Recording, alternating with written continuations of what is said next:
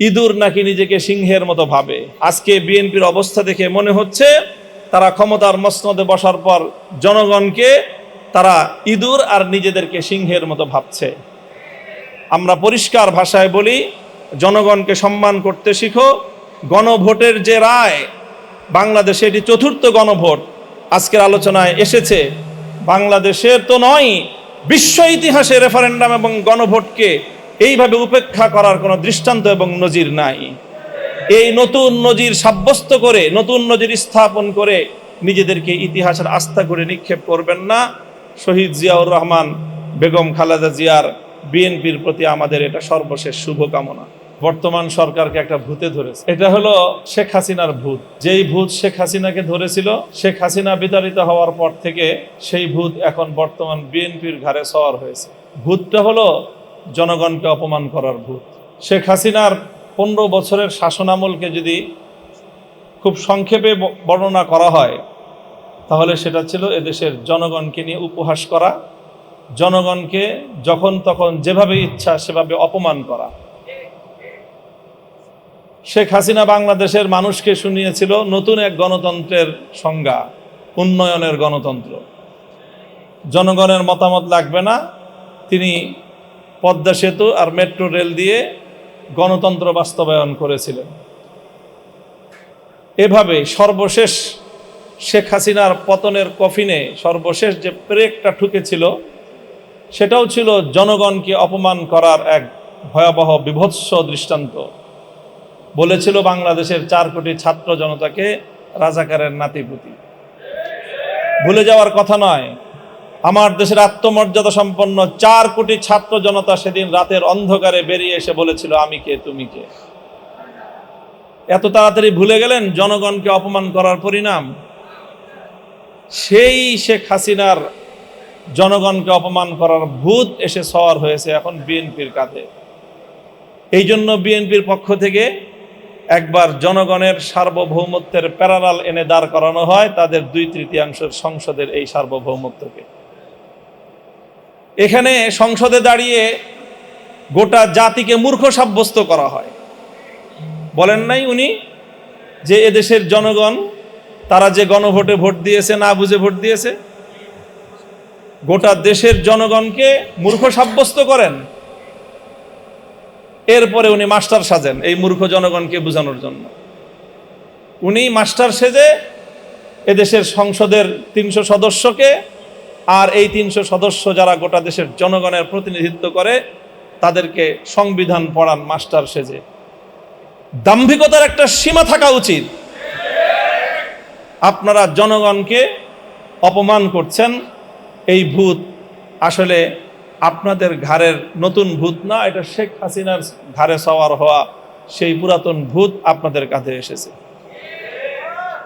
আল্লামা সাঈদী রহমতুল্লাহ আলাইহির একটা খুব আলোচিত দৃষ্টান্তর কথা বলে আলোচনা শেষ করছি।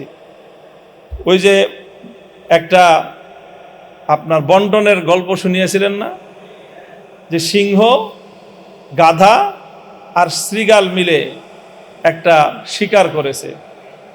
এরপরে সিংহ বলেছে, এখন তো শিকার করলাম গরু, হরিণ আর খরগোশ, এখন 3 জন মিলে শিকার করেছি, বন্টন না করে তো খাওয়াটা এটা বেইনসাফি দেখায়। কাজেই একটা পদ্ধতি অনুযায়ী তুমি বন্টন করো। গাধাকে বন্টন করতে দিল, গাধা বন্টন করলো, আপনি বড়, আপনি গরুটা খান, আমি মাঝারো, আমি হরিণটা খাই, আর ওই পাতি শিয়াল ও ছোট ও খরগোশটা খাক। তো সিংহ এক চড় মেরেছিল, এক চড়ে তার ঘাড় উপরে পড়ে গিয়েছিল। এরপরে বলল যে, শৃগালকে বলল, তুই ভাগ কর। কেন মহারাজ, কি ভাগ করব? না না, আমি তো ভাগ ছাড়া খাবো না, আমি তো সিস্টেম ছাড়া খাই না, সাংবিধানিক পদ্ধতি বাস্তবায়ন হবে তারপরে সেটা আমি খাবো। শৃগাল বলল যে, আপনি গরুটা দিয়ে সকালবেলায় আপনি ব্রেকফাস্ট করবেন, হরিণটা দিয়ে ডিনার করবেন, লাঞ্চ করবেন, আর খরগোশটা দিয়ে আপনি ডিনার করবেন। জিজ্ঞাসা করলো, এত সুন্দর বন্টন তোরে শিখাইছে কে? তো শৃগাল বলে, ওই যে একটু আগে যে গাধার পরিণাম আমাকে এই উত্তম বন্টন শিক্ষা দিয়েছে। হাসিনার ভূত যার কাঁধে ভর করেছে তাদেরকে বলতে চাই, হাসিনাকে অনেক মানুষ বলতো যে খুব রাজনীতি বুঝে। আমি তখনই বলতাম যে হাসিনার মতো বেকুব রাজনীতিবিদ বাংলাদেশে দ্বিতীয় কেউ জন্ম নেয়নি। 70 বছরের আওয়ামী লীগকে বাংলাদেশ থেকে ধ্বংস করে দিয়ে গিয়েছে শেখ হাসিনা। শেখ হাসিনা গাধার মতো ভূমিকা পালন করতে গিয়ে সীমান্তের অপর প্রান্তে গিয়ে পড়েছে। তোমরা শৃগালের মতো যদি সেই শেখ হাসিনার পথ অবলম্বন করার চেষ্টা করো, সেখান থেকে শিক্ষা গ্রহণ করো, তোমার পরিণাম ভিন্ন কিছু হবে না। ক্ষমতার মসনদে বসলে জনগণকে খুব ক্ষুদ্র মনে হয় না? ক্ষমতার মসনদে বসে শুনেছিলাম ইঁদুর নাকি নিজেকে সিংহের মতো ভাবে। আজকে বিএনপির অবস্থা দেখে মনে হচ্ছে তারা ক্ষমতার মসনদে বসার পর জনগণকে তারা ইঁদুর আর নিজেদেরকে সিংহের মতো ভাবছে। আমরা পরিষ্কার ভাষায় বলি, জনগণকে সম্মান করতে শিখো। গণভোটের যে রায়, বাংলাদেশে এটি ৪র্থ গণভোট আজকের আলোচনায় এসেছে। বাংলাদেশের তো নয়, বিশ্ব ইতিহাসে রেফারেন্ডাম এবং গণভোটকে এইভাবে উপেক্ষা করার কোনো দৃষ্টান্ত এবং নজির নাই। এই নতুন নজির সাব্যস্ত করে, নতুন নজির স্থাপন করে নিজেদেরকে ইতিহাসের আস্থা করে নিক্ষেপ করবেন না। শহীদ জিয়াউর রহমান, বেগম খালেদা জিয়ার, বিএনপির প্রতি আমাদের এটা সর্বশেষ শুভকামনা।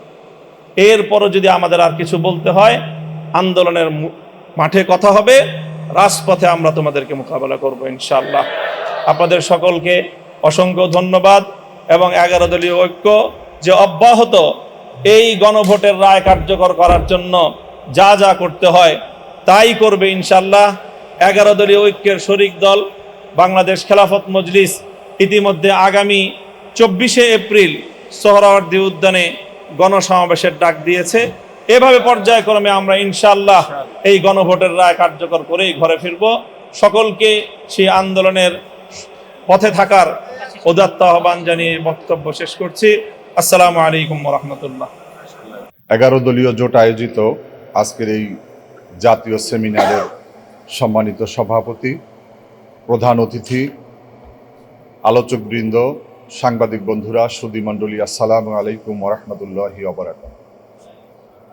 আমি শুরুতেই ধন্যবাদ জানাই যে আজকের এই সুন্দর সেমিনার আয়োজনের জন্য এবং আমাদের সুশীল সমাজের প্রতিনিধি, রাজনৈতিক নেতৃবৃন্দ এবং বিশেষ করে যে প্রবন্ধ উপস্থাপন করা হয়েছে তার মধ্য দিয়েই আজকের বিষয়বস্তু আপনাদের সামনে উপস্থাপিত হয়েছে।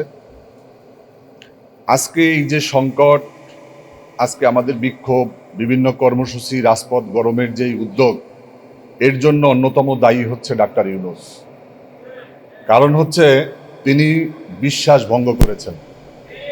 আমরা সবাই তার উপরে আস্থা রেখেছিলাম। আমরা ভেবেছিলাম তিনি একজন আন্তর্জাতিক ব্যক্তিত্ব, সর্বজন গ্রহণযোগ্য ব্যক্তিত্ব। তার বিরুদ্ধে আমাদেরও অনেক অভিযোগ আগেও ছিল বিভিন্ন বিষয়ে, তা বলবো না। কিন্তু তিনি সর্বশেষ সংসদে স্থানীয় সরকার প্রতিমন্ত্রীর বক্তব্যের পরে গোমর কিন্তু ফাঁস হয়ে গিয়েছে। তিনি বলেছেন যে লন্ডনে গিয়ে প্রধান উপদেষ্টা তিনি ট্রফি দিয়ে আসছেন। এই ট্রফি কি প্রধানমন্ত্রীর পদ? এটা তো আজকে প্রমাণ হচ্ছে। নির্বাচনে যে কারচুপি করা হয়েছে বা ইঞ্জিনিয়ারিংয়ের কথা বলা হয়, এটা যে সত্য, এটা উপদেষ্টা রেজওয়ানার বক্তব্যের পরে আর নতুন করে বলার কিছু নাই। তিনি বলেছেন যে আমাদেরকে মেইন স্ট্রিমে যেতে দেওয়া হয়নি। তাহলে তো এই নির্বাচন প্রশ্নবিদ্ধ হয়েছে। আজকে যারা 49% ভোট পেয়ে 70% ভোটকে প্রশ্নবিদ্ধ করার চেষ্টা করছে, তাদের তো কাছের ঘরে বসে ঢিল ছোড়ার মতো অবস্থা। সংগ্রামী বন্ধুরা আমার, এখানে জামাত ইসলামীর নেতৃত্বে 8টি রাজনৈতিক দল তারা আন্দোলন করতেছিল এই 5 তারিখের পরিবর্তনের পরে যে সংস্কার, বিচার এবং নির্বাচন হতে হবে।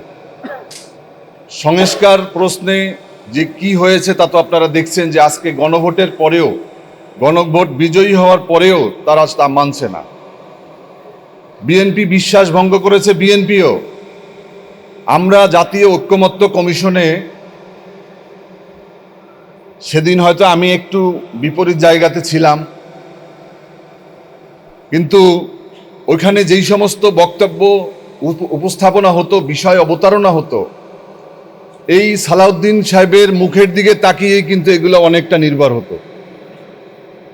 সেখানে আমরা যে আরও যেই দলগুলো ছিলাম, তিনি যেইভাবে কথা বলেন বা যেই ধারায় কথা বলেন, টোটাল কমিশনই তো তার দিকে অনুকরণ করে তারপরে ওইভাবে সিদ্ধান্ত নেওয়া হতো। এবং সবগুলো সিদ্ধান্ত কিন্তু এই বিএনপির তাকে সামনে রেখে নেয়ার পরে তারপরে আজকে কেন তারা ইউটার্ন নিয়েছে? আজকে 8 দলের দাবি ছিল যে প্রথমে বিচার করতে হবে, সেই বিচারের জায়গা আজকে প্রশ্নবিদ্ধ করেছে। সেখানে আমরা দেখলাম যে তাজুল ইসলামের মতো একজন সাহসী এবং দক্ষ আইনজীবীকে সেখান থেকে সরিয়ে দিয়ে আজকে কি করা হচ্ছে? আপনারা কেন স্পিকার শারমিনকে গ্রেপ্তার করলেন? কে বলেছিল গ্রেপ্তার করতে? গ্রেপ্তার করার পরে আবার আপনি তাকে ছেড়ে দিলেন কেন? এত মানবিকতা কেন? আমরা তো দেখেছিলাম যে বেগম খালেদা জিয়াকে গ্রেপ্তারের পরে তাকে বিনা চিকিৎসায় তাকে হত্যা করা হয়েছে, কিন্তু শারমিনের বেলায় আপনারা মানবিকতা দেখালেন, অলরেডি জামিন দেওয়া শেষ। সাবের চৌধুরীর বেলায় একই কাজ করেছেন। তার মানে আজকে আপনাদের সমস্ত কর্মকাণ্ডের মধ্যে একে একে প্রমাণ হচ্ছে যে আপনারা ভারতের অনুকম্পা নিয়ে ক্ষমতায় এসেছেন। তারেক রহমান সাহেব বলেছিলেন যে এবারের যে নির্বাচন, এই নির্বাচনটা খুবই ক্রিটিক্যাল হবে, খুবই ক্রিটিক্যাল হবে। আমরাও অবস্থা দৃষ্টে যেভাবে সারা দেশে 11 দলীয় জোটের জোয়ার এসেছিল, আমরা ভেবেছিলাম যারাই ক্ষমতায় যাবে হয়তো 10টা 15টা আসনের ব্যবধান হবে, কিন্তু এই যে প্রায় 212টা 14টা আসন যারা দিয়েছে, আজকে তারাই তাদের পক্ষে তারা কাজ করছে। আওয়ামী লীগ এবং এদেশের সংখ্যালঘুদেরকে নির্বাচনের 2 দিন আগে ভারতের ইশারায় সরাসরিভাবে তাদেরকে বিএনপির পক্ষে দাঁড়া করানো হয়েছিল। যার কারণে বলবো, যেভাবেই হোক আপনারা সরকারে গেছেন, আপনারা আজকে এই গণভোটের রায় মেনে নেন। যদি গণভোটের রায় মেনে না নেন, আমরা জানি যে আপনারা আন্দোলন সংগ্রাম কি পারেন। দীর্ঘ 20 বছর আপনাদের সাথে আন্দোলন সংগ্রাম করেছি। ঈদের পরে, কোরবানির পরে, পরীক্ষার পরে, বর্ষার পরে আমরা কিন্তু এই রাস্তায় যাব না। অলরেডি গতকালকেই কিন্তু সালাউদ্দিন সাহেবের কণ্ঠ কিছুটা পরিবর্তন হয়েছে। ইনশাআল্লাহ সারা বাংলাদেশে আমরা পরিকল্পিতভাবে কর্মসূচি দিলে পুরোটাই ঘুরে যাবে ইনশাআল্লাহ। আজকে এখানে আর একটা কথা বলে শেষ করব। আমি তখন বিএনপির সাথে খুবই কাছাকাছি, তখন নিম্নকক্ষে পিআর নিয়ে দাবি নিয়ে আন্দোলন সংগ্রাম হচ্ছিল। আপনারা যদি এই দাবিতে আরেকটু অনড় থাকতে পারতেন, তাহলে পুরো ব্যবস্থাই কিন্তু আপনারা পেয়ে যেতেন।